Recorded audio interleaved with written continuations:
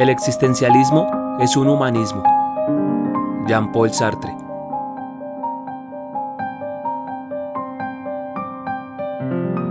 Quisiera defender aquí el existencialismo de una serie de reproches que se le han dirigido. En primer lugar, se le ha reprochado invitar a la gente a permanecer en un quietismo de desesperación, porque si todas las soluciones están cerradas, habría que considerar que la acción en este mundo es totalmente imposible, y también desembocar finalmente en una filosofía contemplativa, lo que además, dado que la contemplación es un lujo, nos conduce a una filosofía burguesa. Estos son sobre todo los reproches de los comunistas.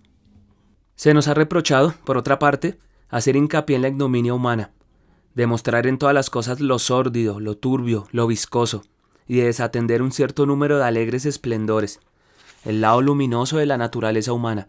Por ejemplo, según Miller, Messier, Crítica Católica, hemos olvidado la sonrisa del niño.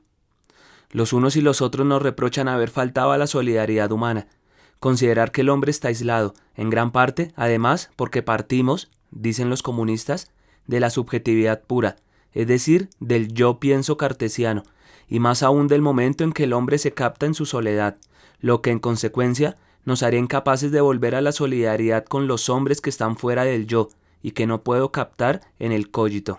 Y del lado cristiano, se nos reprocha que negamos la realidad y la seriedad de las empresas humanas, puesto que si suprimimos los mandamientos de Dios y los valores inscritos en la eternidad, solo queda la estricta gratuidad, pudiendo cada uno hacer lo que quiere y siendo incapaz desde su punto de vista de condenar los puntos de vista y los actos de los demás. A estos diferentes reproches trato de responder hoy. Por eso he titulado esta pequeña exposición El existencialismo es un humanismo.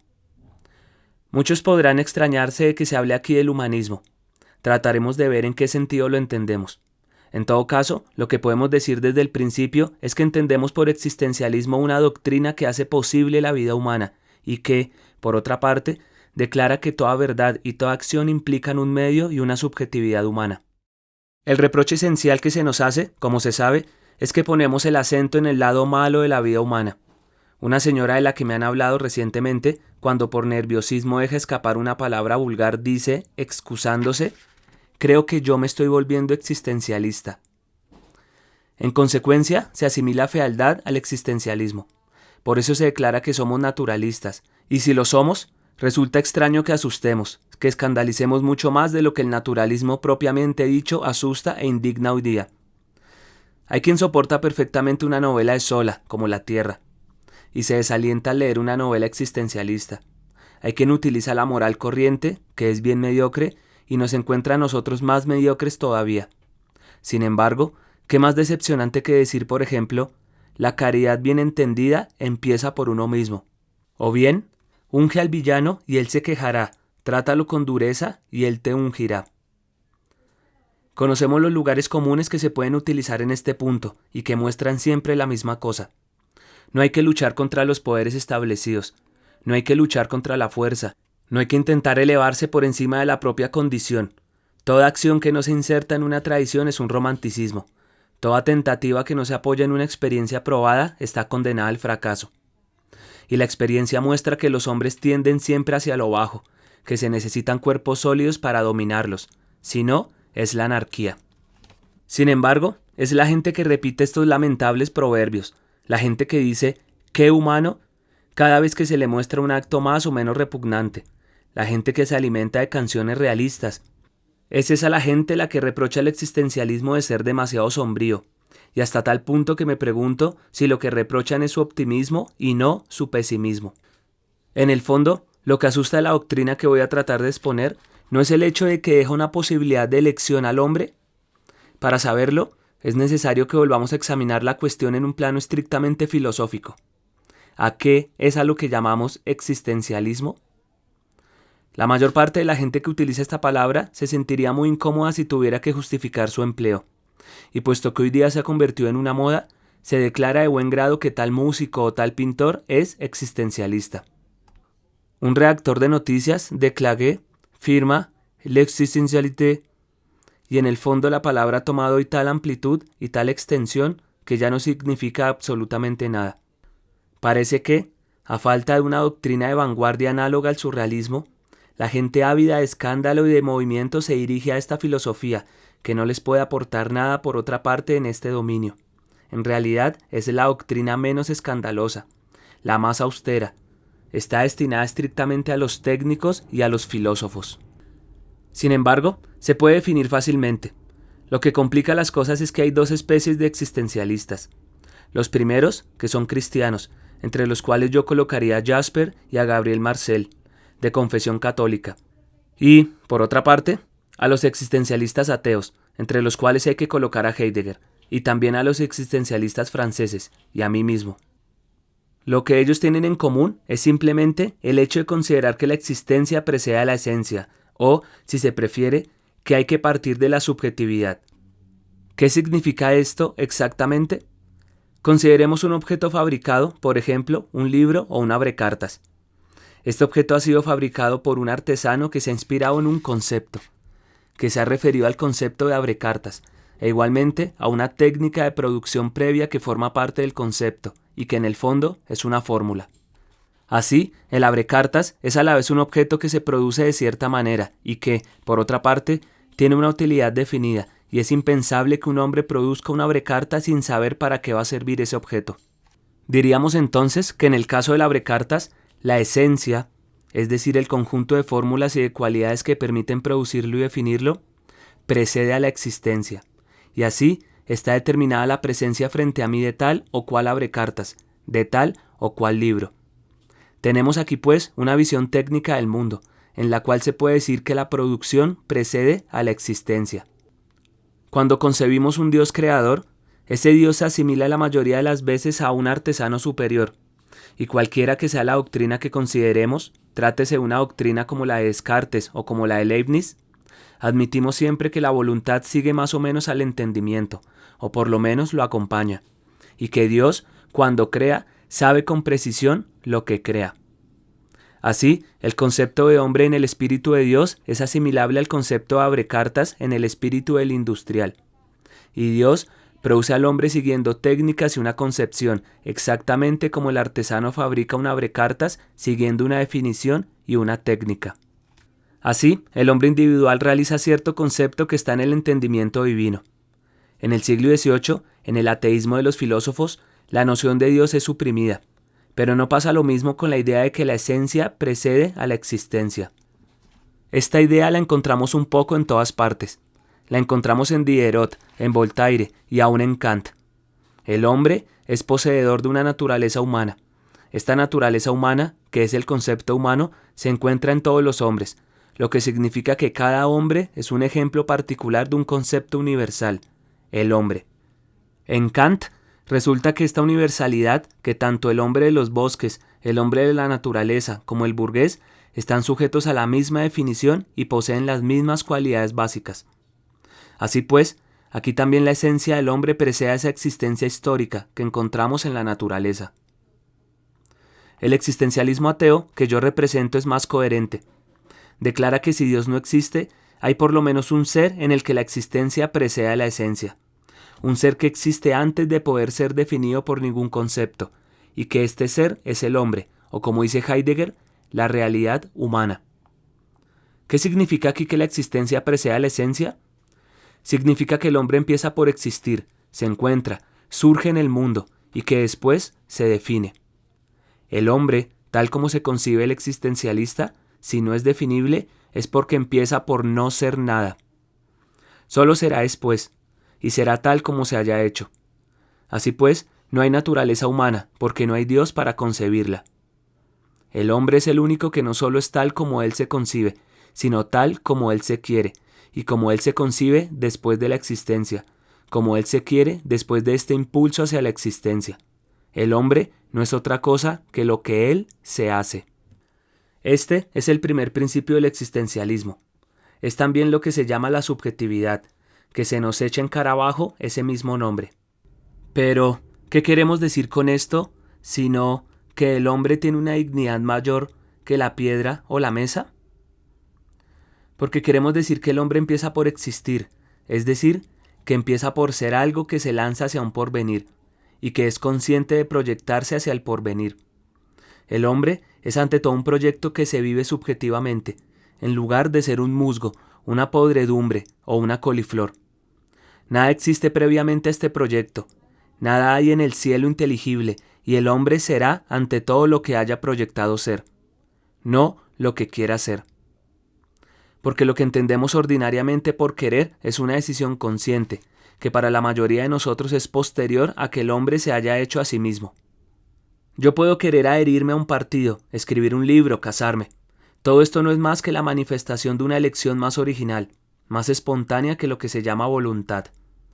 Pero si verdaderamente la existencia precede a la esencia, el hombre es responsable de lo que es.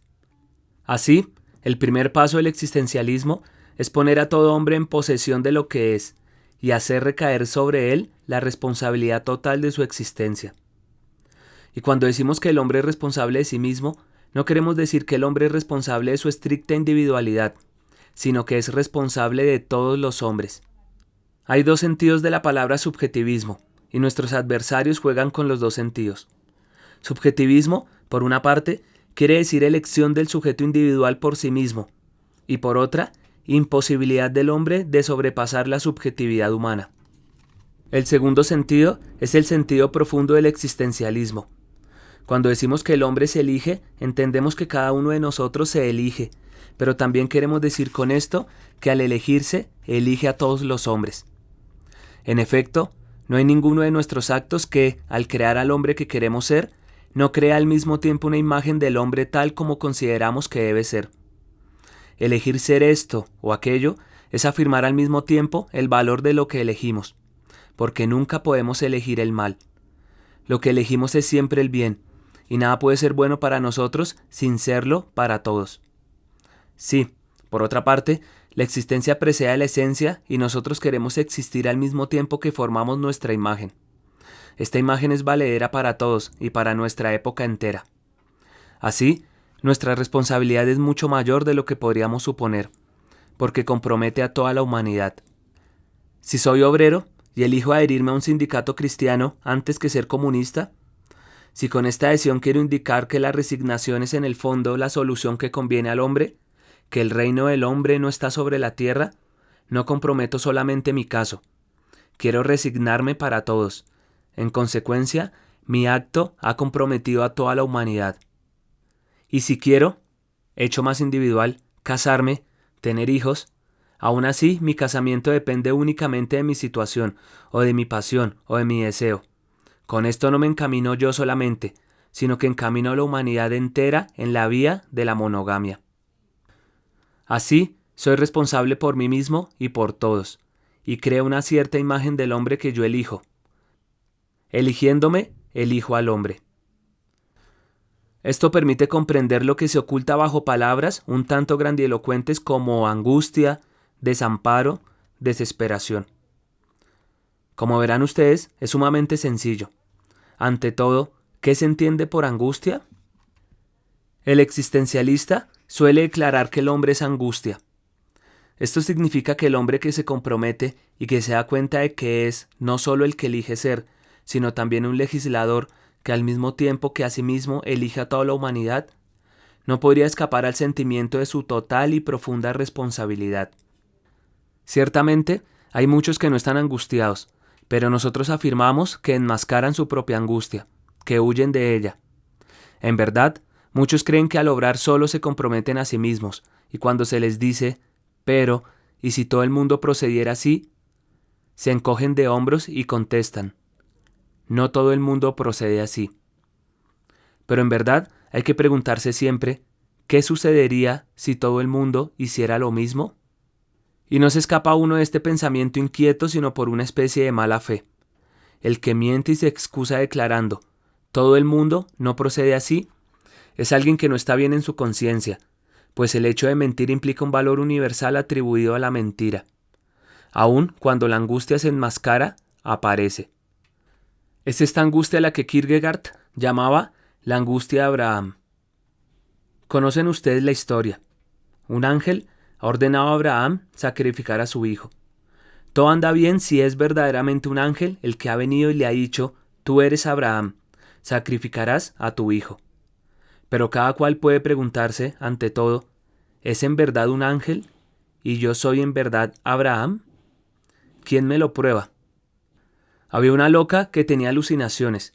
Le hablaban por teléfono y le daban órdenes. El médico le preguntó: «¿Pero quién le habla?». Ella contestó: «Dice que es Dios». ¿Y qué le probaba que, en efecto, era Dios? Si un ángel viene a mí, ¿qué es lo que prueba que es un ángel? Y si oigo voces, ¿qué es lo que prueba que vienen del cielo y no del infierno, o del subconsciente, o un estado psicopatológico? ¿Quién prueba que se dirigen a mí? ¿Quién prueba que soy yo el realmente señalado para imponer mi concepción del hombre y mi elección a la humanidad? No encontraré jamás ninguna prueba, ningún signo para convencerme de ello. Si una voz se dirige a mí, siempre seré yo quien decida que esta voz es la voz del ángel. Si considero que tal o cual acto es bueno, soy yo el que elegiré decir que este acto es bueno o es malo. Nadie me designa para ser Abraham, y sin embargo, estoy obligado a cada instante a realizar actos ejemplares. Todo ocurre como si, para todo hombre, toda la humanidad tuviera los ojos fijos en lo que él hace y se ajustara a lo que él hace. Y cada hombre debe decirse: ¿soy yo quien tiene el derecho a obrar de tal manera que la humanidad se rija según mis actos? Y si no se dice esto, es porque se enmascara su angustia. No se trata aquí de una angustia que conduciría al quietismo, a la inacción. Se trata de una angustia simple, que conocen todos aquellos que han tenido responsabilidades. Cuando, por ejemplo, un jefe militar asume la responsabilidad de un ataque y envía cierto número de hombres a la muerte, él elige hacerlo y en el fondo elige él solo. Sin duda hay órdenes superiores, pero son demasiado amplias y se impone una interpretación que proviene de él, y de esta interpretación depende la vida de 14 o 20 hombres. No puede dejar de haber en la decisión que toma cierta angustia. Todos los jefes conocen esta angustia. Esto no les impide actuar. Al contrario, es la condición misma de su acción, porque esto supone que enfrentan una pluralidad de posibilidades, y cuando eligen una, se dan cuenta de que solo tiene valor porque ha sido elegida. Y esta especie de angustia, que es la que describe el existencialismo, veremos que se explica además por una responsabilidad directa frente a los hombres que compromete. No es una cortina que nos separa de la acción, sino que forma parte de la acción misma. Y cuando se habla de desamparo, expresión cara a Heidegger, queremos decir solamente que Dios no existe, y que de esto hay que sacar las últimas consecuencias. El existencialista se opone decididamente a cierto tipo de moral laica que quisiera suprimir a Dios con el menor esfuerzo posible. Cuando hacia 1880 algunos profesores franceses trataron de construir una moral laica, dijeron más o menos esto: Dios es una hipótesis inútil y costosa, nosotros la suprimimos, pero es necesario, sin embargo, para que haya una moral, una sociedad, un mundo vigilado, que algunos valores se tomen en serio y se consideren como existentes a priori. Es necesario que sea obligatorio a priori ser honesto, no mentir, no pegar a la esposa, tener hijos, etcétera, etcétera. Haremos por lo tanto un pequeño trabajo que permitirá demostrar que estos valores existen, a pesar de todo, inscritos en un cielo inteligible, aunque por otra parte, Dios no existe. Dicho en otra forma, y es, según creo, la tendencia de todo lo que se llama en Francia el radicalismo. Nada cambiará si Dios no existe. Encontraremos las mismas normas de honradez, de progreso, de humanismo, y habremos hecho de Dios una hipótesis superada que morirá tranquilamente y por sí misma. El existencialista, por el contrario, piensa que es muy incómodo que Dios no exista, porque con él desaparece toda posibilidad de encontrar valores en un cielo inteligible. Ya no se puede tener el bien a priori, porque no hay más conciencia infinita y perfecta para pensarlo. No está escrito en ninguna parte que el bien exista, que haya que ser honesto, que no haya que mentir, puesto que precisamente estamos en un plano donde solamente hay hombres. Dostoyevsky había escrito: si Dios no existiera, todo estaría permitido. Este es el punto de partida del existencialismo. En efecto, todo está permitido si Dios no existe, y en consecuencia el hombre está abandonado, porque no encuentra ni en sí ni fuera de sí una posibilidad de aferrarse. No encuentra ante todo excusas. Si en efecto la existencia precede a la esencia, no se podrá jamás explicar por referencia a una naturaleza humana dada y fija. Dicho de otro modo, no hay determinismo. El hombre es libre. el hombre es libertad. Si, por otra parte, Dios no existe, no encontramos frente a nosotros valores u órdenes que legitimen nuestra conducta. Así, no tenemos ni detrás ni delante de nosotros, en el dominio luminoso de los valores, ni justificaciones ni excusas. Estamos solos, sin excusas. Es lo que expresaré al decir que el hombre está condenado a ser libre. Condenado, porque no se ha creado a sí mismo, y sin embargo, por otro lado, libre, porque una vez arrojado al mundo es responsable de todo lo que hace. El existencialista no cree en el poder de la pasión. No pensará nunca que una bella pasión es un torrente devastador que conduce fatalmente al hombre a ciertos actos y que por tanto es una excusa. Piensa que el hombre es responsable de su pasión. El existencialista tampoco pensará que el hombre puede encontrar socorro en un signo dado, en la tierra que lo orientará, porque piensa que el hombre descifra por sí mismo el signo como prefiere. Piensa, pues, que el hombre, sin ningún apoyo ni socorro, está condenado a cada instante a inventar al hombre. Ponge ha dicho en un artículo muy hermoso: el hombre es el porvenir del hombre. Es perfectamente exacto. Solo que si se entiende por esto que ese porvenir está inscrito en el cielo, que Dios lo ve, entonces es falso, pues ya no sería ni siquiera un porvenir. Si se entiende que, sea cual fuera el hombre que aparece, hay un porvenir por hacer, un porvenir virgen que lo espera, entonces es exacto. Pero en tal caso está uno desamparado. Para dar un ejemplo que permita comprender mejor lo que es el desamparo, citaré el caso de uno de mis alumnos, que me vino a ver en las siguientes circunstancias. Su padre se había peleado con su madre y tendía al colaboracionismo. Su hermano mayor había muerto en la ofensiva alemana en 1940, y este joven, con sentimientos un poco primitivos pero generosos, quería vengarlo. Su madre vivía sola con él, muy afligida por la semitraición del padre y por la muerte del hijo mayor, y su único consuelo era él. Este hombre tenía, en ese momento, la elección de partir a Inglaterra y entrar en las fuerzas francesas libres, es decir, abandonar a su madre, o bien permanecer al lado de su madre y ayudarla a vivir.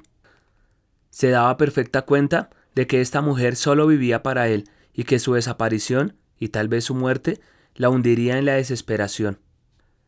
También se daba cuenta de que en el fondo, concretamente, cada acto que llevaba a cabo con respecto a su madre tenía otro correspondiente en el sentido de que la ayudaba a vivir, mientras que cada acto que llevaba a cabo para partir y combatir era un acto ambiguo, que podía perderse en la arena, sin servir para nada. Por ejemplo, al partir para Inglaterra, pasando por España, podía permanecer indefinidamente en un campo español. Podía llegar a Inglaterra o Argelia y acabar en un despacho redactando documentos.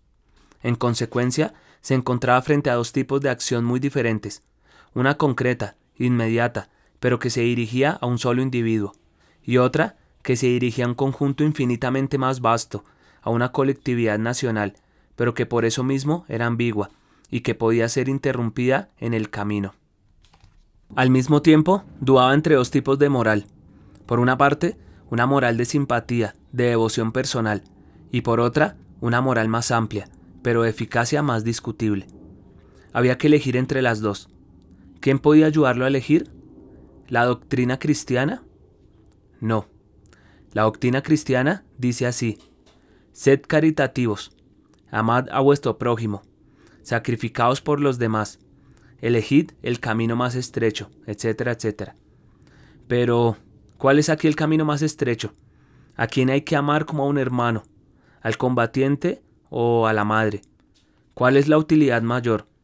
¿La utilidad vaga de luchar en un grupo o la utilidad precisa de ayudar a un ser concreto a vivir? ¿Quién puede decidir a priori? Nadie. Ninguna moral inscrita puede hacerlo. La moral kantiana dice: no tratéis jamás a los otros como medios, sino como fines. Muy bien, si vivo al lado de mi madre, la trataré como un fin, y no como un medio. Pero esto me pone en peligro de tratar como medio a los que combaten a mi alrededor, y recíprocamente, si me uno a los que combaten, los trataré como un fin. Y esto me pone en peligro de tratar a mi madre como un medio. Si los valores son vagos y si son siempre demasiado vastos para el caso preciso y concreto que consideramos, solo nos queda fiarnos de nuestros instintos.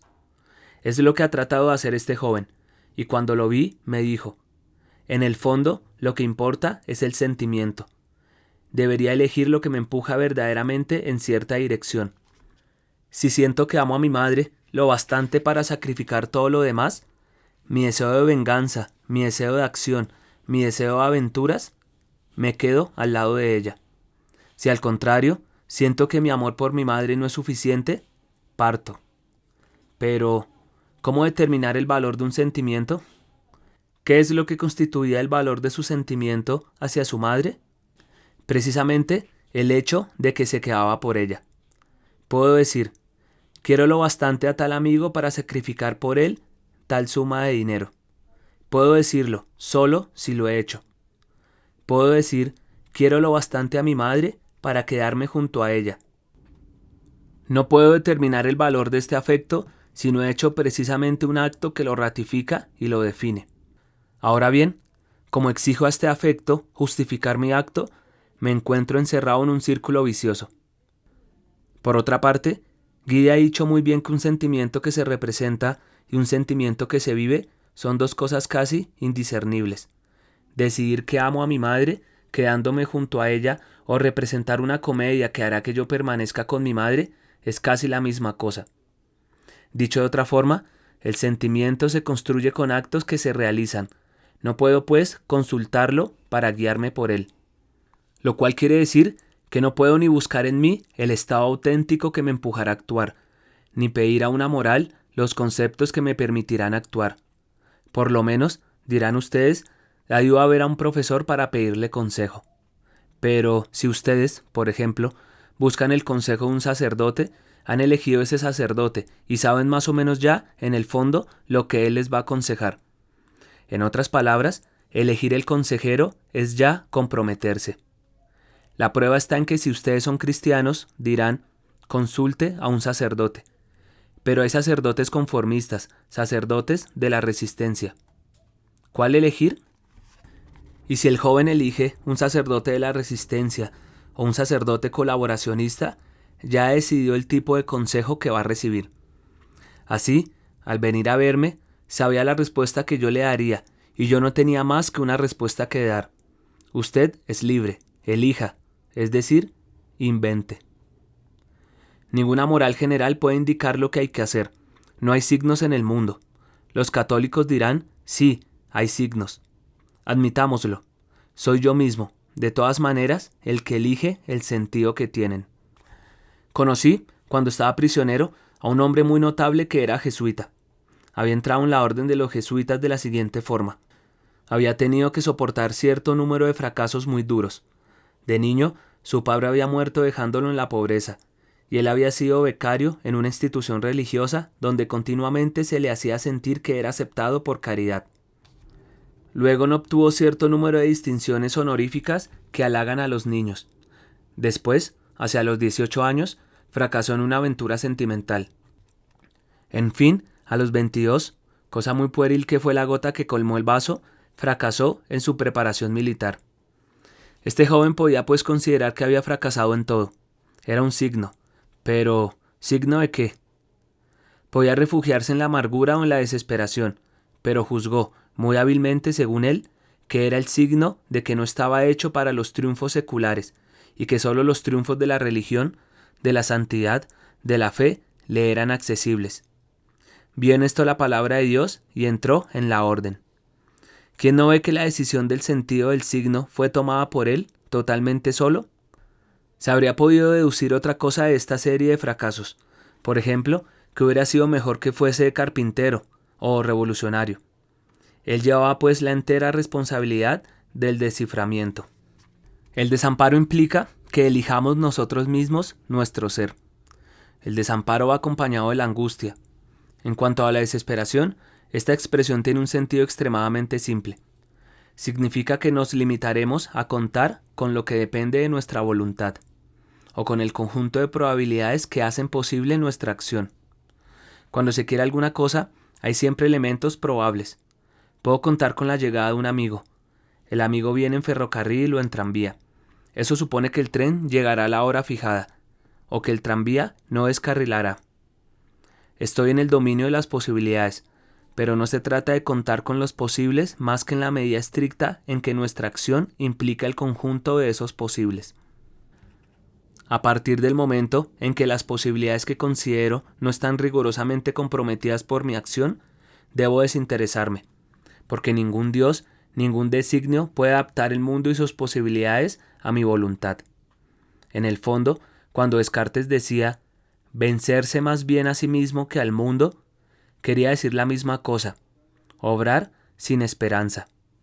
Los marxistas con quienes he hablado me contestan, usted puede, en su acción, que estará evidentemente limitada por su muerte, contar con el apoyo de otros.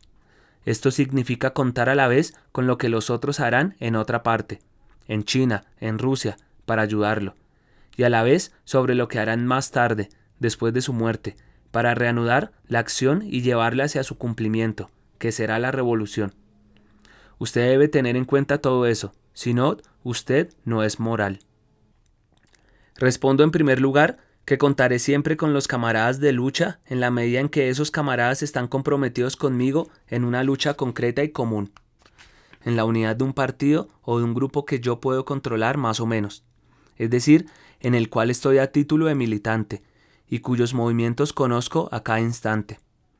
En ese momento contar con la unidad y la voluntad de ese partido es exactamente como contar con que el tranvía llegará a la hora o con que el tren no descarrilará.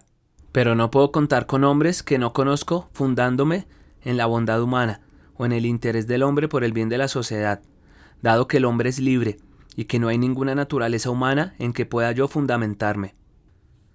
No sé qué llegará a ser de la Revolución Rusa. Puedo admirarla y ponerla de ejemplo en la medida en que hoy me prueba que el proletario desempeña un papel en Rusia como no lo desempeña en ninguna otra nación. Pero no puedo afirmar que esto conducirá forzosamente a un triunfo del proletariado. Tengo que limitarme a lo que veo. No puedo estar seguro de que los camaradas de lucha reanudarán mi trabajo después de mi muerte para llevarlo a un máximo de perfección, puesto que estos hombres son libres y decidirán libremente mañana lo que será el hombre. Mañana, después de mi muerte, algunos hombres pueden decidir establecer el fascismo, y los demás pueden ser lo bastante cobardes y débiles para dejarles hacer. En ese momento, el fascismo será la verdad humana, y tanto peor para nosotros. En realidad, las cosas serán como el hombre haya decidido que sean. ¿Quiere decir esto que debo abandonarme al quietismo? No. En primer lugar, debo comprometerme, luego actuar según la vieja fórmula. No es necesario tener esperanzas para actuar. Esto no quiere decir que yo no deba pertenecer a un partido, pero sí que no tendré ilusión y que haré lo que pueda. Por ejemplo, si me pregunto, ¿llegará la colectivización como tal a realizarse? No sé nada. Sé solamente que haré todo lo que esté en mi mano para que llegue. Fuera de esto, no puedo contar con nada. El quietismo es la actitud de la gente que dice, los demás pueden hacer lo que yo no puedo hacer. La doctrina que yo les presento es justamente la opuesta al quietismo, porque declara, solo hay realidad en la acción, y va más lejos todavía, porque agrega, el hombre no es nada más que su proyecto, no existe más que en la medida en que se realiza, por tanto, no es otra cosa que el conjunto de sus actos, nada más que su vida. De acuerdo con esto, podemos comprender por qué nuestra doctrina horroriza a algunas personas, porque a menudo no tienen más que una forma de soportar su miseria, y es pensar así. Las circunstancias me han sido adversas, yo valía mucho más de lo que he sido. Evidentemente, no he tenido un gran amor o una gran amistad, pero es porque no he encontrado ni un hombre ni una mujer que lo mereciesen. No he escrito buenos libros porque no he tenido tiempo para hacerlos. No he tenido hijos a quien quiero dedicarme porque no encontraba al hombre con el que podría haber realizado mi vida. Han quedado, pues, en mí, sin empleo y enteramente viables, un conjunto de disposiciones, de inclinaciones, de posibilidades que me dan un valor que la simple serie de mis actos no permite inferir. Ahora bien, en realidad, para el existencialismo, no hay otro amor que el que se constituye, no hay otra posibilidad de amor que la que se manifiesta en el amor. No hay otro genio que el que se manifiesta en las obras de arte. El genio de Proust es la totalidad de las obras de Proust. El genio de Racine es la serie de sus tragedias. Fuera de esto, no hay nada. ¿Por qué atribuir a Racine la posibilidad de escribir una nueva tragedia cuando no la ha escrito? Un hombre se compromete en la vida, dibuja su figura, y fuera de esta figura no hay nada. Evidentemente, este pensamiento puede parecer duro para aquel que no ha triunfado en la vida, pero, por otra parte, dispone a la gente para comprender que solo cuenta la realidad, que los sueños, las esperas, las esperanzas permiten solamente definir a un hombre como sueño desilusionado, como esperanzas abortadas, como esperas inútiles, es decir, que esto lo define negativamente y no positivamente. Sin embargo, cuando se dice, tú no eres otra cosa que tu vida, esto no implica que el artista será juzgado solamente por sus obras de arte. Miles de otras cosas contribuyen igualmente al definirlo. Lo que queremos decir es que el hombre no es más que una serie de empresas, que es la suma, la organización, el conjunto de las relaciones que constituyen esas empresas. En estas condiciones, lo que se nos reprocha aquí en el fondo no es nuestro pesimismo, sino una dureza optimista. Si la gente nos reprocha las novelas en que describimos seres sin coraje, débiles, cobardes y algunas veces francamente malos, no es únicamente porque estos seres son flojos, débiles, cobardes o malos, porque sí, como sola, declaramos que son así por herencia, por la acción del medio, de la sociedad, por un determinismo orgánico o psicológico. La gente se sentiría segura y diría, bueno, somos así, y nadie puede hacer nada. Pero el existencialista, cuando escribe a un cobarde, dice que el cobarde es responsable de su cobardía. No lo es porque tenga un corazón, un pulmón o un cerebro cobarde.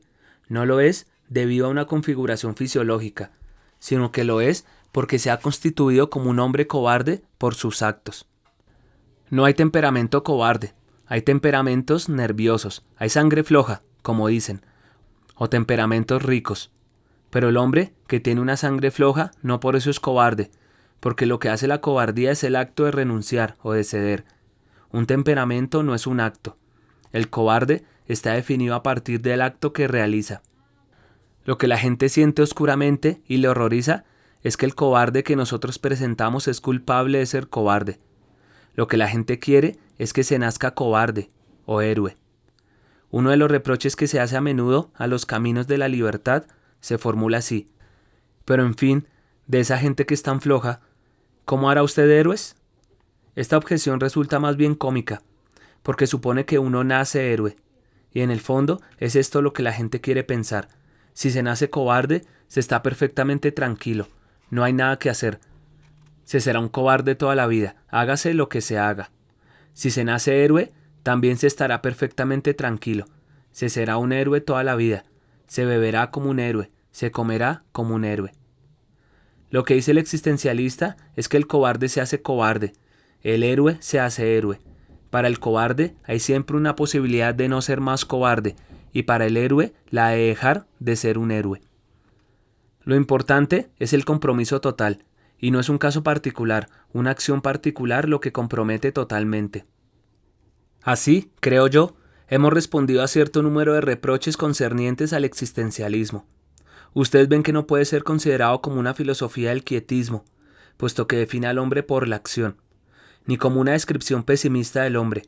No hay doctrina más optimista, puesto que el destino del hombre está en él mismo. Ni como una tentativa para descorazonar al hombre alejándolo de la acción, puesto que le dice que solo hay esperanza en su acción, y que la única cosa que permite vivir al hombre es el acto. En consecuencia, en este plano, tenemos que vernoslas con una moral de acción y de compromiso. Sin embargo, se nos reprocha además, partiendo de estos postulados, que aislamos al hombre en su subjetividad individual. Aquí también se nos entiende muy mal. Nuestro punto de partida, en efecto, es la subjetividad del individuo, y ello por razones estrictamente filosóficas. No porque somos burgueses, sino porque queremos una doctrina basada en la verdad, y no un conjunto de bellas teorías, llenas de esperanza pero sin fundamentos reales. En el punto de partida no puede haber otra verdad que esta. Pienso, luego existo. Esta es la verdad absoluta de la conciencia captándose a sí misma. Toda teoría que toma al hombre fuera de ese momento en que se capta a sí mismo es ante todo una teoría que suprime la verdad, Pues, fuera de este cogito cartesiano, todos los objetos son solamente probables y una doctrina de probabilidades que no está sujeta a una verdad se hunde en la nada. Para definir lo probable hay que poseer lo verdadero. Luego, para que haya una verdad cualquiera, es necesaria una verdad absoluta, y esta es simple, fácil de conseguir, está al alcance de todo el mundo, consiste en captarse sin intermediario. En segundo lugar, esta teoría es la única que otorga una dignidad al hombre, la única que no lo convierte en objeto. Todo materialismo tiene por efecto tratar a todos los hombres, incluido uno mismo, como objetos, es decir, como un conjunto de reacciones determinadas, que en nada se distingue al conjunto de cualidades y fenómenos que constituyen una mesa o una silla o una piedra. Todos queremos constituir precisamente el reino humano como un conjunto de valores distintos del reino material. Pero la subjetividad que alcanzamos a título de verdad no es una subjetividad rigurosamente individual, porque hemos demostrado que en el cogito uno no se descubría solamente a sí mismo, sino también a los otros. Por él, yo pienso, contrariamente a la filosofía de Descartes, contrariamente a la filosofía de Kant, nosotros nos captamos a nosotros mismos frente al otro, y el otro es tan cierto para nosotros como nosotros mismos. Así, el hombre que se capta directamente por el cogito descubre también a todos los otros, y los descubre como la condición de su existencia. Se da cuenta de que no puede ser nada en el sentido en que se dice que se es espiritual o que se es malo o que se es celoso, salvo si los otros lo reconocen como tal. Para obtener una verdad cualquiera sobre mí es necesario que pase por el otro. El otro es indispensable a mi existencia tanto como el conocimiento que tengo de mí mismo. En estas condiciones, el descubrimiento de mi intimidad me descubre al mismo tiempo al otro, como una libertad colocada frente a mí que no piensa y que no quiere sino por o contra mía. Así descubrimos enseguida un mundo que llamaremos la intersubjetividad, y es en este mundo donde el hombre decide lo que es y lo que son los otros. Además, si es imposible encontrar en cada hombre una esencia universal que sería la naturaleza humana, existe, sin embargo, una universalidad humana de condición. No es por azar que los pensadores de hoy día hablan más fácilmente de la condición del hombre que de su naturaleza. Por condición, ellos entienden con más o menos claridad el conjunto de los límites a priori que bosquejan su situación fundamental en el universo. Las situaciones históricas varían. El hombre puede nacer esclavo en una sociedad pagana, o señor feudal, o proletario. Lo que no varía es su necesidad de estar en el mundo, de estar en él trabajando, de estar en él entre otros y de ser en él mortal.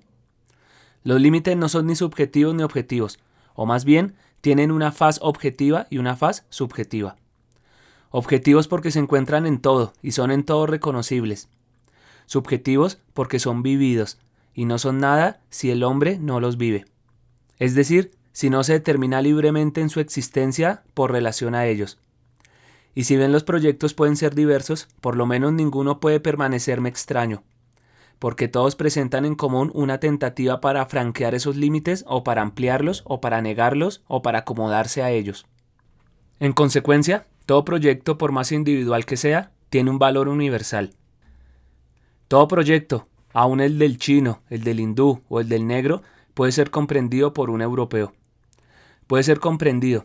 Esto quiere decir que el europeo 1945 puede lanzarse a partir de una situación que él concibe hasta sus límites de la misma manera, y que puede rehacer en sí el proyecto del chino, del hindú o del africano. En todo proyecto hay universalidad, en el sentido de que todo proyecto es comprensible para todo hombre, para todo ser humano. Lo que no significa de ninguna manera que este proyecto defina al hombre para siempre, sino que puede ser reencontrado. Hay siempre una forma de comprender al idiota, al niño, al primitivo o al extranjero, siempre que se tenga la información suficiente. En ese sentido, podemos decir que hay una universalidad del hombre, pero no está dada, es construida perpetuamente. Construyo lo universal al elegirme. Lo construyo al comprender el proyecto de cualquier hombre, sea de la época que sea. Este absoluto de la elección no suprime la relatividad de cada época. Lo que el existencialismo tiene interés en demostrar Es el enlace del carácter absoluto del compromiso libre, por el cual cada hombre se realiza al realizar un tipo de humanidad. Compromiso siempre comprensible para cualquier época y por cualquier persona, y la relatividad del conjunto cultural que puede resultar de tal elección. Hay que señalar a la vez la relatividad del cartesianismo y el carácter absoluto del compromiso cartesiano.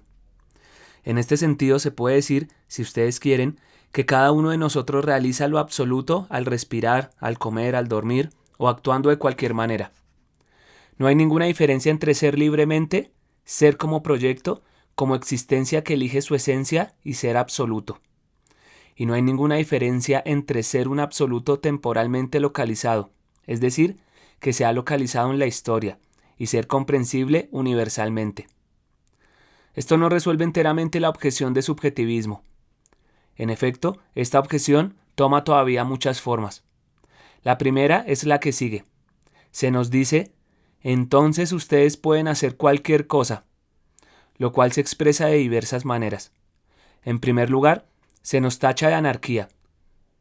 Enseguida se declara, no pueden ustedes juzgar a los demás, porque no hay razón para preferir un proyecto a otro. En fin, se nos puede decir, todo es gratuito en lo que ustedes eligen, dan con una mano lo que fingen recibir con la otra. Estas tres objeciones no son muy serias. En primer lugar, la primera objeción, pueden elegir cualquier cosa, no es exacta.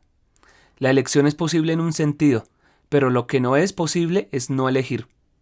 Siempre puedo elegir, pero tengo que saber que, si no elijo, también elijo. Esto, aunque parezca estrictamente formal, tiene una gran importancia para limitar la fantasía y el capricho. Si es cierto que frente a una situación, por ejemplo la que determina que yo soy un ser sexuado, que puedo tener relaciones con un ser de otro sexo y tener hijos, estoy obligado a elegir una actitud y que de todos modos tengo la responsabilidad de una elección que, al comprometerme, compromete a toda la humanidad, aun cuando ningún valor a priori determina mi elección. Esto no tiene nada que ver con el capricho. Y si se cree encontrar aquí la teoría gideana del acto gratuito, es porque no se ve la enorme diferencia entre esta doctrina y la de Guide. Guide no sabe lo que es una situación. Obra por simple capricho. Para nosotros, al contrario, el hombre, el ser humano, se encuentra en una situación organizada, donde está él mismo comprometido, compromete con su elección a toda la humanidad, y no puede evitar elegir. O bien permanecerá casto, o bien se casará sin tener hijos, o bien se casará y tendrá hijos. De todos modos, haga lo que haga, es imposible que no tome una responsabilidad total frente a ese problema. Sin duda, elige sin referirse a los valores preestablecidos, pero es injusto tacharlo de capricho.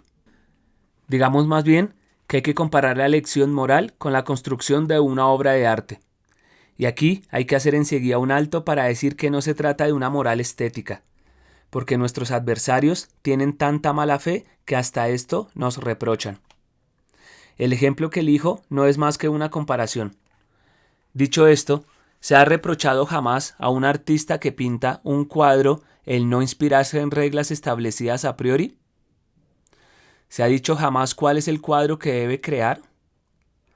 Está bien claro que no hay cuadro definitivo que hacer, que el artista se compromete en la construcción de su cuadro y que el cuadro, por hacer, es precisamente el cuadro que habrá hecho. Está bien claro que no hay valores estéticos a priori, pero que hay valores que se ven después en la coherencia del cuadro, en las relaciones que hay entre la voluntad de creación y el resultado. Nadie puede decir lo que será la pintura de mañana. Solo se puede juzgar la pintura una vez realizada. ¿Qué relación tiene esto con la moral? Nosotros estamos en la misma situación creadora. No hablamos nunca de la gratuidad de una obra de arte. Cuando hablamos de un cuadro de Picasso, nunca decimos que es gratuito. Comprendemos perfectamente que Picasso se ha construido tal como es, al mismo tiempo que pintaba, que el conjunto de su obra se incorpora a su vida. Lo mismo ocurre en el plano de la moral.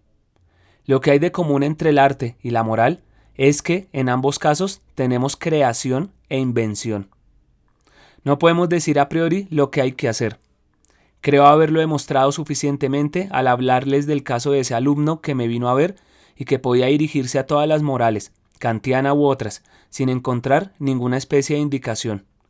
Se vio obligado a inventar él mismo su ley. Nunca diremos que este hombre, que ha elegido quedarse con su madre, tomando como base moral los sentimientos, la acción individual y la caridad concreta, o que ha elegido irse a Inglaterra prefiriendo el sacrificio, ha hecho una elección gratuita. El hombre se hace, no está todo hecho desde el principio. Se hace al elegir su moral, y la presión de las circunstancias es tal que no puede dejar de elegir una. No definimos al hombre sino en relación con un compromiso. Es por lo tanto absurdo reprocharnos la gratuidad de la elección. En segundo lugar se nos dice: no pueden ustedes juzgar a los otros. Esto es verdad en cierta medida y falso en otra. Es verdadero en el sentido de que cada vez que el hombre elige su compromiso y su proyecto con toda sinceridad y con toda lucidez, sea cual fuera por lo demás ese proyecto, es imposible hacerle preferir otro. Es verdadero en el sentido de que no creemos en el progreso. El progreso es un mejoramiento. El hombre es siempre el mismo frente a una situación que varía, y la elección es siempre una elección en una situación. El problema moral no ha cambiado desde el momento en que se podía elegir entre los esclavistas y los no esclavistas, en el momento de la guerra de secesión, por ejemplo, hasta el momento presente, en que se puede optar por el Mouvement Républicain Populaire o los comunistas. Pero sin embargo se puede juzgar porque, como he dicho, se elige frente a los otros, y uno se elige así frente a los otros. Ante todo se puede juzgar, y este no es quizás un juicio de valor, pero es un juicio lógico, que ciertas elecciones están fundadas en el error y otras en la verdad. Se puede juzgar a un hombre diciendo que es de mala fe. Si hemos definido la situación del hombre como una elección libre, sin excusas y sin ayuda, todo hombre que se refugia detrás de la excusa de sus pasiones, todo hombre que inventa un determinismo, es un hombre de mala fe. Se podría objetar, pero ¿por qué no podría elegirse a sí mismo de mala fe? Respondo que no tengo que juzgarlo moralmente, pero defino su mala fe como un error. En esto no se puede escapar a un juicio de verdad. La mala fe es evidentemente una mentira, porque disimula la total libertad del compromiso. En el mismo plano, diré que hay también una mala fe si elijo declarar que ciertos valores existen antes que yo. Estoy en contradicción conmigo mismo, sí, a la vez los quiero y declaro que se me imponen. Si se me dice, ¿y si quiero ser de mala fe?, responderé, no hay ninguna razón para que no lo sea. Pero yo declaro que usted lo es, y que la actitud de estricta coherencia es la actitud de buena fe. Y además puedo formular un juicio moral. Cuando declaro que la libertad, a través de cada circunstancia concreta, no puede tener otro fin que quererse a sí misma, si el hombre ha reconocido que establece valores, en el desamparo no puede querer sino una cosa, la libertad. La libertad como fundamento de todos los valores. Esto no significa que la quiera en abstracto. Quiere decir simplemente que los actos de los hombres de buena fe tienen como última significación la búsqueda de la libertad como tal.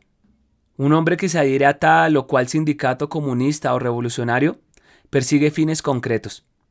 Estos fines implican una voluntad abstracta de libertad, pero esta libertad se quiere en lo concreto. Queremos la libertad por la libertad y a través de cada circunstancia particular. Y al querer la libertad, descubrimos que depende enteramente de la libertad de los otros, y que la libertad de los otros depende de la nuestra.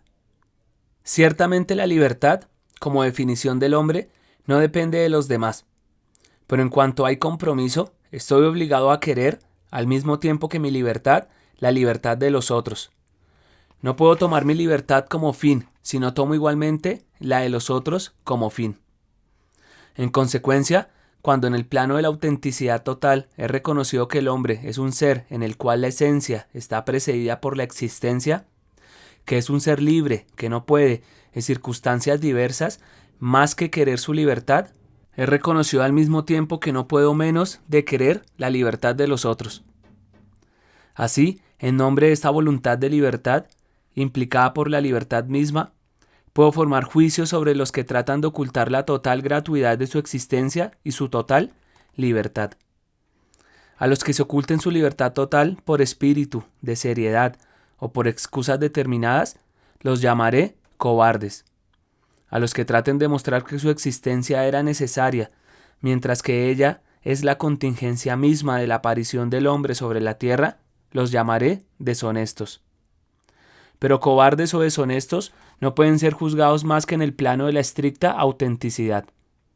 Así, aunque el contenido de la moral sea variable, cierta forma de esta moral es universal. Kant declara que la libertad se quiere a sí misma y quiere la libertad de los otros. De acuerdo, pero él cree que lo formal y lo universal son suficientes para constituir una moral. Nosotros pensamos, por el contrario, que los principios demasiado abstractos fracasan a la hora de definir la acción. Todavía una vez más, tomen el caso de aquel alumno. ¿En nombre de qué gran máxima moral piensan ustedes que podría haber decidido con toda tranquilidad de espíritu abandonar a su madre o permanecer al lado de ella? No hay ningún medio de juzgar. El contenido es siempre concreto y por lo tanto imprevisible. Hay siempre invención.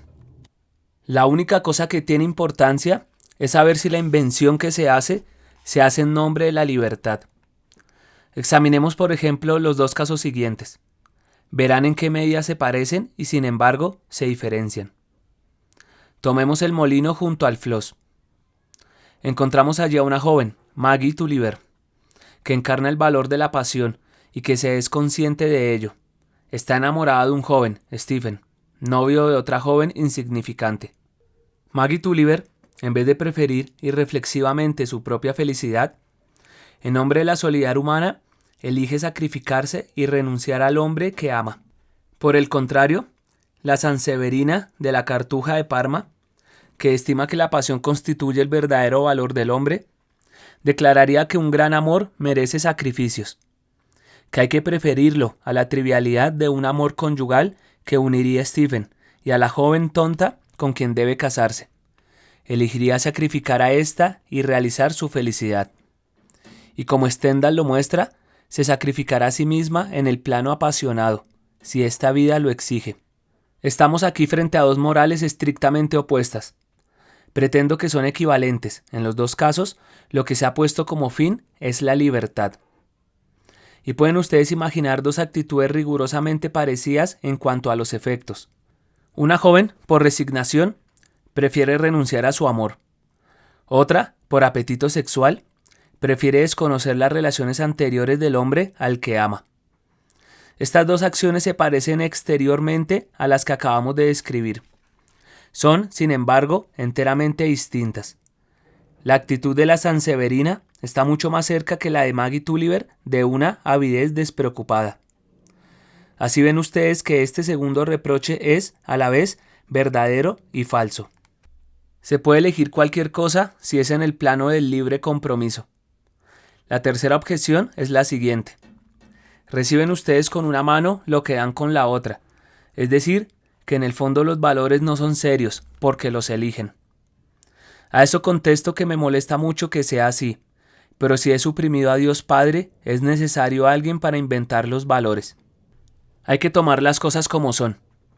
Y, además, decir que nosotros inventamos los valores no significa más que eso. La vida no tiene sentido, a priori. Antes de que ustedes vivan, la vida no es nada. Les corresponde a ustedes darle un sentido, y el valor no es otra cosa que ese sentido que ustedes eligen. Por esto, se ve que hay una posibilidad de crear una comunidad humana. Se me ha reprochado el preguntar si el existencialismo era un humanismo. Se me ha dicho, ha escrito usted en La náusea que los humanistas estaban equivocados. Se ha burlado de cierto tipo de humanismo. ¿Por qué volver otra vez a lo mismo ahora? En realidad la palabra humanismo tiene dos sentidos muy distintos. Por humanismo se puede entender una teoría que toma al hombre como fin y como valor superior. Hay humanismo en este sentido en Cocteau. Por ejemplo, cuando en su relato La vuelta al mundo en 80 horas, un personaje dice, al sobrevolar en avión unas montañas, el hombre es asombroso.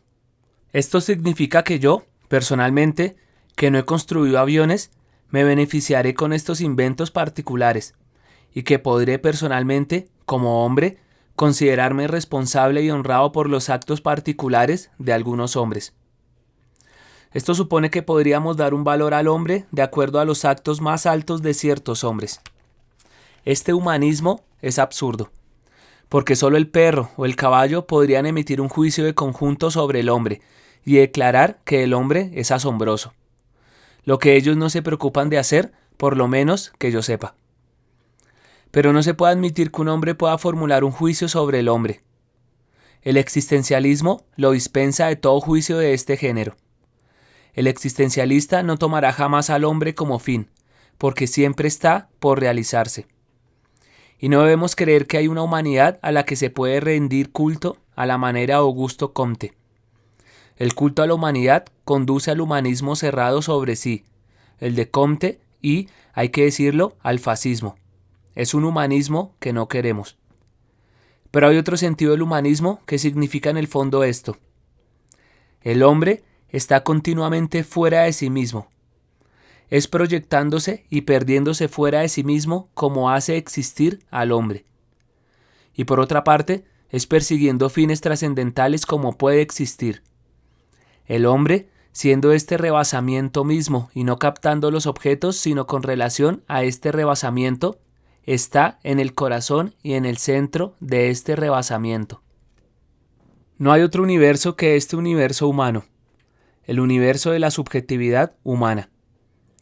Esta unión de la trascendencia como constitutiva del hombre, no en el sentido de que Dios es trascendente, sino en el sentido de rebasamiento, y de la subjetividad, en el sentido de que el hombre no está encerrado en sí mismo, sino presente siempre en un universo humano, es lo que llamamos humanismo existencialista.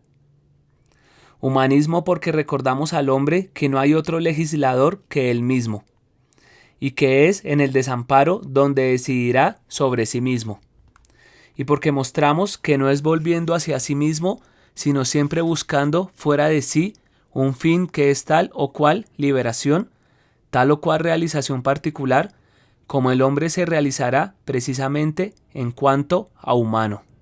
De acuerdo con estas reflexiones, se ve que nada es más injusto que las objeciones que se nos hacen. El existencialismo no es otra cosa que un esfuerzo por sacar todas las consecuencias de una posición atea coherente. No busca de ninguna manera hundir al hombre en la desesperación, pero sí, como hacen los cristianos, se llama desesperación a toda actitud de incredulidad, parte de la desesperación original. El existencialismo no es tanto un ateísmo en el sentido de llegar a agotarse en demostrar que Dios no existe. Más bien declara, aunque Dios existiera, esto no cambiaría. He aquí nuestro punto de vista. No es que creamos que Dios existe, sino que pensamos que el problema no es el de su existencia. Es necesario que el hombre se encuentre a sí mismo y se convenza de que nada puede salvarlo de sí mismo, ni siquiera una prueba valedera de la existencia de Dios. En este sentido, el existencialismo es un optimismo, una doctrina de acción, y solo por mala fe, confundiendo su propia desesperación con la nuestra, es como los cristianos pueden llamarnos desesperados. Discusión. A partir de ahora, escucharemos dos secciones diferentes, una objeción por parte de un estudiante y la respuesta a esta objeción por parte de Jean-Paul Sartre. Objeción. No sé si con esta voluntad de que lo comprendan a usted hará que lo comprendan mejor o si hará que lo comprendan peor, pero creo que la exposición en action hará que lo comprendan peor todavía. Las palabras desesperación, desamparo, tienen cierta resonancia mucho más fuerte en un texto existencialista. Y me parece que en usted la desesperación o la angustia es algo más fundamental que la simple decisión del hombre que se siente solo y que debe decidir. Es una toma de conciencia de la condición humana que no se produce siempre. Que se elija todo el tiempo se comprende, pero la angustia y la desesperación no se producen corrientemente. Sartre. Evidentemente, no puedo decir que cuando elijo un pastelillo de hojaldre y uno de chocolate, elijo en la angustia. La angustia es constante en el sentido de que mi elección original es una cosa constante. De hecho, la angustia es para mí la ausencia total de justificación al mismo tiempo que la responsabilidad con respecto a todos. Objeción. Hablaba desde el punto de vista de la exposición aparecida en Action, y me parece que el punto de vista de usted aparecía allí un poco debilitado. Sartre. Con toda sinceridad, es posible que en Action mis tesis se hayan debilitado un poco. Ocurre a menudo que personas que no están calificadas para ello vienen a plantearme preguntas. Me encuentro entonces frente a dos soluciones: rehusar la respuesta o aceptar la discusión en un terreno de vulgarización. He elegido la segunda porque, en el fondo, cuando se exponen teorías en clase de filosofía, se acepta debilitar un pensamiento para hacer que se comprenda, y esto no es tan malo. Si se tiene una teoría de compromiso, es necesario comprometerme hasta el fin. Si verdaderamente la filosofía existencialista es ante todo una filosofía que propugna la existencia precede a la esencia, debe ser vivida para ser verdaderamente sincera. Vivir como existencialista es aceptar pagar por esta doctrina y no imponerla con libros. Si usted quiere que esta filosofía sea verdaderamente un compromiso, debe dar cuenta de ella a la gente que la discute en el plano político o moral. Usted me reprocha utilizar la palabra humanismo. Es porque el problema se plantea así. O bien hay que llevar la doctrina a un plano estrictamente filosófico y contar con el azar para que tenga una acción, o bien, dado que la gente le pide otra cosa y que quiere ser un compromiso, hay que aceptar vulgarizarla, siempre que la vulgarización no la deforme. Objeción. Los que quieran comprenderlo a usted lo comprenderán, y los que no quieran no lo comprenderán. Sartre. Parece usted concebir el papel de la filosofía en la ciudad de modo que se encuentra superada por los acontecimientos. En otros tiempos los filósofos eran atacados solo por otros filósofos. El vulgo no comprendía nada y tampoco le preocupaba. Ahora se hace descender la filosofía a la plaza pública. Marx mismo no ha cesado de vulgarizar su pensamiento. El manifiesto es la vulgarización de un pensamiento. Objeción. La elección de Marx es una elección revolucionaria. Sartre. Muy listo ha de ser el que pueda decir si primero se eligió revolucionario y después filósofo, o primero filósofo y después revolucionario. Es filósofo y revolucionario, es un conjunto. Se ha elegido primero revolucionario. ¿Qué quiere decir esto? Objeción. El manifiesto comunista no me parece una vulgarización, sino un arma de combate. No puedo creer que no sea un acto de compromiso. Una vez que Marx, filósofo, ha llegado a la conclusión de que la revolución era necesaria, su primer acto ha sido su manifiesto comunista, que es un acto político. El manifiesto comunista es el lazo entre la filosofía de Marx y el comunismo. Sea cual fuere la moral que usted tenga, no se percibe un lazo lógico tan estrecho entre esa moral y su filosofía, como entre el manifiesto comunista y la filosofía de Marx. Sartre. Se trata de una moral de la libertad. Si no hay contradicción entre esta moral y nuestra filosofía, no hay nada más que exigir. Los tipos de compromiso son diferentes según las épocas. En una época en que comprometerse era hacer revolución, había que escribir el manifiesto. En una época como la nuestra, en que hay varios partidos que se proclaman revolucionarios, el compromiso no es entrar en uno de ellos, sino tratar de clarificar los conceptos, para a la vez precisar la posición y tratar de influir sobre los diferentes partidos revolucionarios. La cuestión que puede plantearse, a partir de los puntos de vista que usted acaba de despejar, es saber si su doctrina no se va a presentar en el periodo que viene como la resurrección del radical socialismo. Esto parece raro, pero es así como hay que plantear actualmente la cuestión. Usted adopta, por otra parte, toda clase de punto de vista. Pero si se busca un punto de convergencia actual de todos esos puntos de vista, de estos aspectos de las ideas existencialistas, tengo la impresión de que se la encontrará en una especie de resurrección del liberalismo. Su filosofía trata de resucitar en condiciones completamente particulares, que son las condiciones históricas actuales, lo que fue lo esencial del radical socialismo, del liberalismo humanista. Lo que le da su carácter propio es que la crisis social mundial no permite ya el antiguo liberalismo. exige un liberalismo torturado, angustiado. Creo que se puede encontrar cierto número de razones bastante profundas a esta apreciación, aun si uno se limita a los propios términos de la exposición de usted. Resulta de lo expuesto que el existencialismo se presenta como una especie de humanismo y de una filosofía de la libertad que es en el fondo un precompromiso, que es un proyecto que no se define. Usted, como muchos otros, antepone la dignidad humana, la eminente dignidad de la persona, que son temas que en resumen no están tan lejos de los antiguos temas liberales.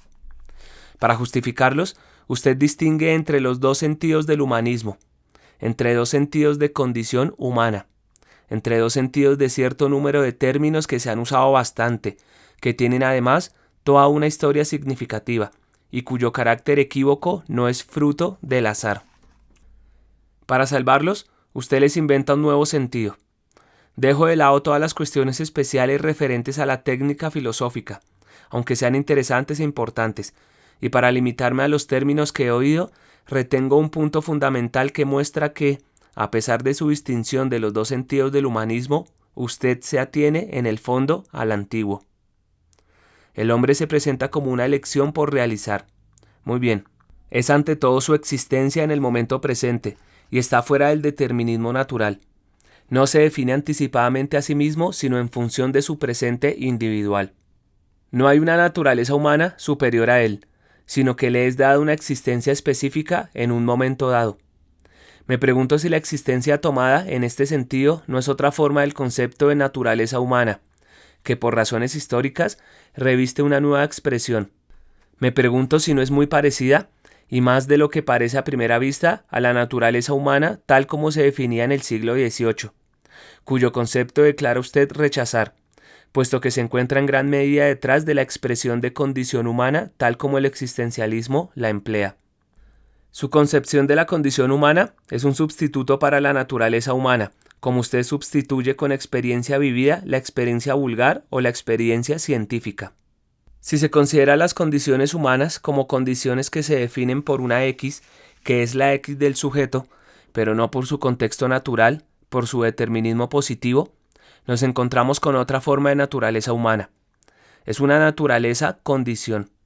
Si se quiere, es decir, que no se define simplemente como tipo abstracto de naturaleza, sino que se revela por algo mucho más difícil de formular por razones que, en mi opinión, son históricas. Hoy día, la naturaleza humana se define en marcos sociales que son los de una disgregación social de los regímenes sociales, de las clases, de los conflictos que la atraviesan, de una amalgama de razas y de naciones que hacen que la idea misma de una naturaleza humana uniforme, esquemática, no pueda ya presentarse con el mismo carácter de generalidad, adoptar el mismo tipo de universalidad que en el siglo XVIII, en la época en que parecía expresarse sobre la base de un progreso continuo. Hoy día se está frente a una expresión de la naturaleza humana que la gente que reflexiona o habla ingenuamente de este tema expresa como condición humana. Expresan esto en forma caótica, vaga y, la más de las veces, bajo un aspecto dramático, si se quiere, impuesto por las circunstancias, y en la medida en que no se quiere pasar de la expresión general de esta condición al examen determinista de lo que son efectivamente las condiciones, conservan el tipo, el esquema de una expresión abstracta análoga a la de la naturaleza humana. Así, el existencialismo se aferra a la idea de una naturaleza humana, pero no se trata de una naturaleza orgullosa de sí misma, sino una condición temerosa, incierta y desamparada. Y, efectivamente, cuando el existencialismo habla de condición humana, habla de una condición que no está todavía verdaderamente comprometida en lo que el existencialismo llama proyectos, y que por consecuencia es una precondición. Se trata de un precompromiso, y no de un compromiso ni de una verdadera condición. Entonces, no es tampoco por azar, por lo que esta condición se define ante todo por su carácter de humanismo general. Además, cuando se hablaba, en el pasado, de naturaleza humana, se entendía algo más delimitado que cuando se hablaba de una condición en general. Porque la naturaleza es ya otra cosa, es más que una condición, en cierta medida. La naturaleza humana no es una modalidad en el sentido en que la condición humana es una modalidad. Y por esto vale más hablar, a mi parecer, de naturalismo que de humanismo. En el naturalismo hay una implicación de realidades más generales que en el humanismo, por lo menos en el sentido que toma el término humanismo en usted. Tenemos que enfrentarnos con una realidad. Por otra parte, habría que extender esta discusión relativa a la naturaleza humana, porque hay que hacer intervenir también el punto de vista histórico. La realidad primera es la realidad natural, de la que la realidad humana no es más que una función. Pero para esto es necesario admitir la verdad de la historia, y el existencialista, en general, no admite la verdad de la historia, ni de la historia humana, ni de la historia natural en general. Y, sin embargo, es la historia la que hace a los individuos. Es su propia historia, a partir del momento en que son concebidos, lo que hace que los individuos no nazcan ni aparezcan en un mundo que sea para ellos una condición abstracta, sino que aparecen en un mundo del que forman siempre parte, por el cual están condicionados y que contribuyen ellos mismos a condicionar de la misma manera que la madre condiciona a su hijo y el hijo la condiciona a su vez desde que él está en gestación. Solo desde este punto de vista tenemos derecho a hablar de condición humana como de una realidad primera. Más bien, habría que decir que la realidad primera es una condición natural y no una condición humana. Solo repito aquí opiniones corrientes y triviales, pero que de ninguna forma me parecen refutadas por la exposición del existencialismo. En suma, si bien es cierto que no hay una naturaleza humana abstracta, una esencia del hombre independiente o anterior a su existencia, es cierto también que no hay una condición humana en general. Aun si por condición usted entiende cierto número de circunstancias o situaciones concretas, puesto que para usted no están articuladas. En todo caso, el marxismo se hace sobre este asunto una idea diferente, la de la naturaleza en el hombre y la del hombre en la naturaleza, que no está forzosamente definida desde un punto de vista individual.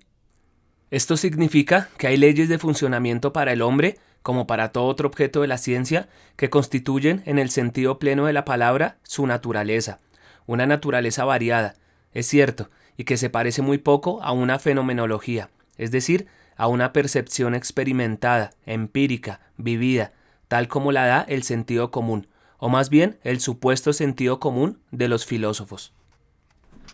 En este sentido, la concepción de la naturaleza humana que se hacían los hombres del siglo XVIII estaba sin duda mucho más cerca de la de Marx que su sustituto existencialista, la condición humana, pura fenomenología de situación. Humanismo, desgraciadamente, es un término que hoy día sirve para designar las corrientes filosóficas no solamente en dos sentidos, sino en 3, 4, 5, 6. Todo el mundo es humanista actualmente. Aún ciertos marxistas que se descubren racionalistas clásicos son humanistas en un sentido deslavazado, derivado de las ideas liberales del siglo pasado, el de un liberalismo refractado a través de toda la crisis actual. Si los marxistas pueden pretenderse humanistas, las diferentes religiones, los cristianos, los hindúes y muchos otros, se pretenden también, ante todo, humanistas. Y lo mismo pretende el existencialismo y, de una manera general, todas las filosofías. Actualmente muchas corrientes políticas se titulan igualmente humanistas. Todo esto converge hacia una especie de tentativa de restitución de una filosofía que, a pesar de su pretensión, en el fondo rehúsa comprometerse. Y rehúsa comprometerse no solamente desde el punto de vista político y social, sino también en un sentido filosófico profundo. Cuando el cristianismo se pretende ante todo humanista, es porque rehúsa comprometerse, porque no puede comprometerse, es decir, participar en la lucha de las fuerzas progresistas, porque se mantiene en posiciones reaccionarias frente a esta revolución. Cuando los pseudomarxistas o los liberales proclaman la persona ante todo, es porque retroceden ante las exigencias de la situación presente del mundo. Así también el existencialista, como liberal, proclama al hombre en general, porque no logra formular una posición exigida por los acontecimientos, y la única posición progresista que conocemos es la del marxismo. El marxismo plantea los verdaderos problemas de la época. No es cierto que un hombre tenga una libertad de elección en el sentido en que por esta elección confiere a su actividad un sentido que no tendría sin ella. No es suficiente decir que los hombres pueden luchar por la libertad sin saber que luchan por la libertad. O entonces, si damos un sentido pleno a este reconocimiento, esto significa que los hombres pueden comprometerse y luchar por una causa que los domina, es decir, obrar en marcos que los sobrepasan y no solo a partir de sí mismos. Porque, en fin, si un hombre lucha por la libertad sin saberlo, sin formularse expresamente de qué manera, con qué objeto lucha, esto significa que sus actos van a tener una serie de consecuencias que se insinúan en una trama casual de la que no conoce todos los aledaños y consecuencias, pero que, con todo, encierran su acción y le dan su sentido en función de la actividad de los otros, no solamente de los otros hombres, sino del medio natural en el que otros hombres actúan. Pero, desde su punto de vista, la elección es una preelección. Vuelvo siempre a este prefijo porque creo que hay allí siempre una reserva que interviene, en esta especie de preelección donde tenemos que ver con una libertad de preindiferencia. Pero su concepción de la condición y de la libertad está ligada a cierta definición de los objetos de la cual hay que decir unas palabras. Es precisamente esta idea del mundo de los objetos, de la instrumentalidad, de donde usted infiere lo demás. A imagen de las existencias discontinuas de los seres, usted traza un cuadro de un mundo discontinuo de objetos del cual está ausente todo causalismo, salvo esta extraña variedad de relación de causalidad que es la de la instrumentalidad pasiva, incomprensible y despreciable. El hombre existencialista se tambalea en un universo de utensilios, de obstáculos sucios, encadenados, apoyados los unos sobre los otros por una extraña preocupación de servirse los unos a los otros, pero afectados por el estigma terrible, a los ojos de los idealistas, de la llamada exterioridad pura. Este método de determinismo instrumental es, sin embargo, acausal. Pero, ¿dónde comienza y dónde acaba este mundo cuya definición es por otra parte completamente arbitraria y de ninguna manera concordante con los datos científicos modernos? Para nosotros no comienza ni acaba en ninguna parte, porque la separación que el existencialista quiere hacerle sufrir con relación a la naturaleza, o más bien a la condición humana, es irreal. Hay un mundo, un solo mundo ante nuestra vista, y todo el conjunto de este mundo, hombres y cosas, si se atiene uno a esta distinción, puede ser afectado, en ciertas condiciones variables, por el signo de la objetividad. La instrumentalidad de las estrellas, de la cólera, de la flor. No voy a epilogar aquí. Sostengo, sin embargo, que su libertad, su idealismo, está hecho del desprecio arbitrario de las cosas. Y sin embargo, las cosas son muy diferentes de la descripción que usted hace. Usted admite la existencia propia en sí, y ya es un éxito. Pero es una existencia puramente privativa, una hostilidad permanente. El universo físico y biológico no es nunca para usted una condición, una fuente de condicionamientos, no teniendo esta palabra, en su sentido fuerte y práctico, más realidad para usted que la causa. Por eso el universo objetivo no es, para el hombre existencialista, más que ocasión de disgustos, sin apoyos, en el fondo indiferente, una probabilidad perpetua, es decir, todo lo contrario de lo que es para el materialismo marxista. Es por estas razones y algunas otras por lo que usted no concibe el compromiso de la filosofía más que como una decisión arbitraria que usted califica de libre. Usted desnaturaliza la historia misma de Marx cuando usted dice que él ha definido una filosofía porque él la ha asumido. No, el compromiso, o más bien la actividad social y política ha sido, al contrario, una determinante de su pensamiento más general. Sus doctrinas se precisaron en una multiplicidad de experiencias. Me parece evidente que el desarrollo del pensamiento filosófico en Marx se produce en relación consciente con el desarrollo político o social. Esto es, por otra parte, más o menos cierto para los filósofos anteriores. Si Kant es un filósofo sistemático, conocido por haberse mantenido fuera de toda actividad política, esto no quiere decir que su filosofía no haya desempeñado cierto papel político. Kant, el Robespierre alemán, según dijo Heine. Y si en la época de Descartes podía admitirse en alguna medida que el desarrollo de la filosofía no desempeñaba un papel político inmediato, lo que por otra parte es erróneo, esto se ha vuelto imposible desde el siglo pasado. Volver a adoptar hoy, bajo una forma cualquiera, una posición anterior al marxismo, es lo que llamo volver al radical socialismo. El existencialismo, en la medida en que puede dar lugar a voluntades revolucionarias, debe, pues, comprometerse ante todo en una operación autocrítica. No pienso que lo haga de buena gana, pero sería necesario. Sería necesario que sufriera una crisis en la persona de los que lo defienden, una crisis dialéctica. Es decir, que retenga, en cierto sentido, algunas posiciones no desprovistas de valor en algunos de sus partidarios. Y esto me parece tanto más necesario cuanto que he podido observar las conclusiones sociales, en verdad inquietantes y netamente retrógradas, que algunos de ellos extraían del existencialismo. Uno de ellos escribía como conclusión de un análisis que la fenomenología puede servir hoy de una manera muy precisa en el plano social y revolucionario, dotando a la pequeña burguesía de una filosofía que le permita ser y llegar a ser la vanguardia del movimiento revolucionario internacional. Por el medio de las intencionalidades de consecuencia, se podría dar a la pequeña burguesía una filosofía que corresponda a su existencia propia, que le permita llegar a ser la vanguardia del movimiento revolucionario mundial. Cito este ejemplo, pero podría citar otros del mismo tipo que muestran que cierto número de personas que por lo demás están muy comprometidas y que se encuentran ligadas al tema del existencialismo, llegan a desarrollar teorías políticas que, en el fondo, y vuelvo a lo que decía al principio, son teorías teñidas de neoliberalismo, de neorradical socialismo. Es un peligro cierto.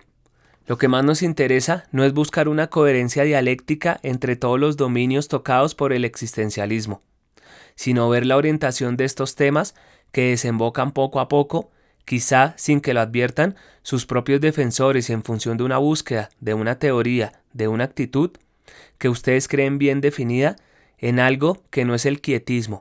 Claro está, porque hablar de quietismo en la época actual no es más que un modo de salirse por la tangente. Es una cosa imposible, pero que se parece al conformismo. Esto no es, quizá, contradictorio con ciertos compromisos individuales, pero es contradictorio con la búsqueda de un compromiso que adquiera valor colectivo y, sobre todo, valor prescriptivo. ¿Por qué el existencialismo no debería dar directrices en nombre de la libertad? Pero si es una filosofía orientada en el sentido indicado por Sartre, debe dar directrices. Debe, en 1945, decir si hay que adherirse a la UDSR, al Partido Socialista, al Partido Comunista o a otro. Debe decir si está con el Partido Obrero o con el Partido Pequeño Burgués. Sartre. Es bastante difícil contestarle completamente porque usted ha dicho muchas cosas. Voy a intentar responder algunos puntos que he anotado. En primer lugar, considero que usted ha tomado una posición dogmática. Ha dicho que nosotros retomamos una posición anterior al marxismo, que vamos hacia atrás. Creo que habría que probar que nosotros no tratamos de tomar una posición posterior. No quiero discutir sobre esto, pero quisiera preguntarle de dónde saca usted tal concepción de la verdad. Usted piensa que hay cosas absolutamente verdaderas, pues ha hecho algunas críticas en nombre de una certidumbre. Pero, si todos los hombres son objetos, como usted dice, ¿de dónde proviene tal certidumbre? Ha dicho que si el hombre se niega a tratar al hombre como objeto, es en nombre de la dignidad humana. Falso. Es por una razón de orden filosófico y lógico. Si usted postula un universo de objetos, la verdad desaparece. El mundo del objeto es el mundo de lo probable. Tiene usted que reconocer que toda teoría, sea científica o filosófica, es probable. La prueba de ello está en que las tesis científicas históricas varían y se proponen como hipótesis. Si admitimos que el mundo del objeto, el mundo de lo probable, es único, no tendremos más que un mundo de probabilidades.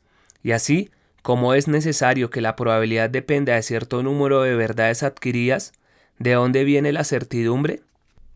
Nuestro subjetivismo permite certidumbres a partir de las cuales nosotros podremos coincidir con usted en el plano de lo probable y justificar el dogmatismo que ha mostrado usted en su posición y que es incomprensible en la posición que usted toma. Si usted no define la verdad, ¿Cómo concebir la teoría de Marx de otro modo que como una doctrina que aparece, que desaparece, se modifica y solo tiene valor de teoría? ¿Cómo hacer una dialéctica de la historia si no empieza por establecer cierto número de reglas? Nosotros las encontramos en el cogito cartesiano. No podemos encontrarlas sino situándonos en el terreno de la subjetividad. Nunca hemos discutido el hecho de que el hombre constantemente es un objeto para el hombre, pero a la recíproca es necesario para captar el objeto como tal, un sujeto que se capte como sujeto. Luego me habla usted de una condición humana que llama algunas veces precondición, y habla de una predeterminación. Lo que se le ha escapado aquí es que nosotros nos adherimos a muchas de las descripciones del marxismo. Usted no puede criticarme como critica a personas del siglo XVIII, que lo ignorarían todo en esta materia. Lo que nos ha dicho de la determinación lo sabíamos desde hace mucho tiempo. El verdadero problema para nosotros es definir en qué condiciones hay universalidad.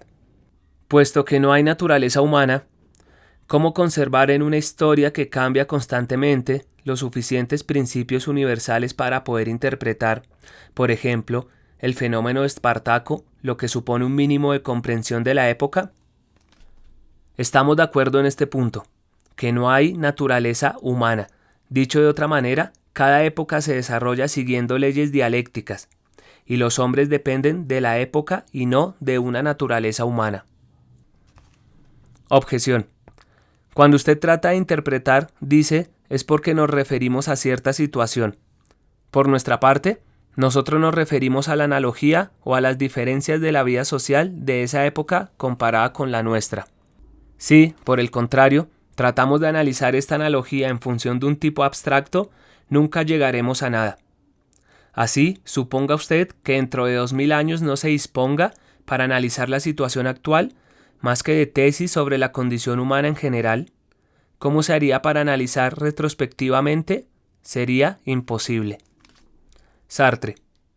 Nunca hemos pensado que no hubiera que analizar condiciones humanas ni intenciones individuales. Lo que llamamos la situación es precisamente el conjunto de condiciones materiales y hasta psicoanalíticas que, en una época dada, definen precisamente un conjunto. Objeción. No creo que su definición esté de acuerdo con sus textos. Se deduce con todo que su concepción de la situación no es del todo identificable, ni de muy lejos con una concepción marxista, porque niega la causalidad. Su definición no es precisa. Se desliza a menudo hábilmente de una posición a otra, sin definirlas de manera suficientemente rigurosa. Para nosotros, una situación es un conjunto construido, que se revela por toda una serie de determinaciones, y de determinaciones de tipo causal, incluida la causalidad de los tipos estáticos. Sartre. Me habla usted de causalidad de orden estadístico. Esto no significa nada. ¿Quiere usted precisarme claramente qué entiende por causalidad? El día en que un marxista me lo haya explicado, creeré en la causalidad marxista. Ustedes se pasan el tiempo, cuando se les habla de libertad, diciendo, perdón, lo que existe es la causalidad. De esta causalidad secreta, que solo tiene sentido en Hegel, ustedes no pueden dar cuenta. Sueñan con la causalidad marxista. Objeción. ¿Admite usted que haya una verdad científica? Puede haber dominios que no implican ninguna especie de verdad. Pero el mundo de los objetos, en cualquier caso, espero que usted lo admita, es el mundo del cual se ocupan las ciencias. Ahora bien, es un mundo que para usted no tiene más que una probabilidad y no alcanza la verdad. Luego el mundo de los objetos, que es el de la ciencia, no admite verdad absoluta, pero alcanza una verdad relativa. Sin embargo, ¿admitiría que esas ciencias utilizan la noción de causalidad? Sartre. De ninguna manera. Las ciencias son abstractas. Estudian igualmente las variaciones de factores abstractos y no la causalidad real. Se trata de factores universales en un plano en el cual las relaciones pueden siempre ser estudiadas. Mientras que en el marxismo se trata del estudio de un conjunto único en el cual se busca una causalidad. No es, de ningún modo, lo mismo que una causalidad científica. Objeción. Usted ha expuesto muy ampliamente un ejemplo, el del joven que vino a verlo. Sartre, ¿no se hallaba él en el plano de la libertad? Objeción. Había que responderle. Yo hubiera tratado de averiguar su edad, qué capacidades tenía, sus posibilidades financieras y de examinar sus relaciones con la madre. Es posible que yo hubiera emitido una opinión probable, pero ciertamente habría tratado de determinar un punto de vista preciso, que quizás hubiera resultado falso en la acción, pero seguramente lo habría comprometido a hacer alguna cosa. Sartre. Reflexión final. Si él viene a pedir consejo, es que ya ha elegido la respuesta. Prácticamente, yo hubiera podido muy bien darle un consejo, pero como él buscaba la libertad, quise dejarlo decidir. Por otra parte, sabía lo que iba a hacer, y eso es lo que hizo. El existencialismo es un humanismo, de Jean-Paul Sartre. Impreso en Encuadernaciones Huertas para los libros de Sísifo, el 29 de octubre de 2018.